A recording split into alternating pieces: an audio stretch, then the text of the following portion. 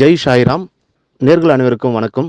சமீப காலமாக அம்மா வந்து நிறைய பக்தர்கள் வீட்டுக்கு போய் நிறைய பூஜைகளை பண்ணி கொடுத்துட்ருக்காங்க. இப்போ ஒரு பக்தர் வீட்டு தான் பிரம்மாண்ட பூஜை களம் போட்டு அம்மா பண்ண போகிறாங்க.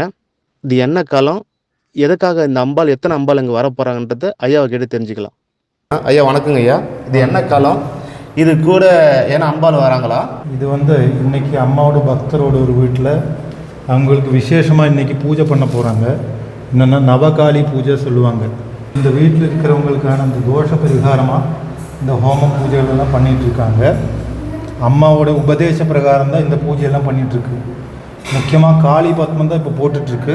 9 காளி நவகாளி பத்மம் போட்டு அவங்களுக்கு பூஜை பண்ணி இந்த குடும்பத்திற்கு ஐஸ்வர்ய அபிவிருத்தி, சமாதானம், சந்தோஷம் எல்லாம் கிடைக்கிறதுக்காக இந்த பூஜை இன்றைக்கி பண்ணிகிட்ருக்காங்க.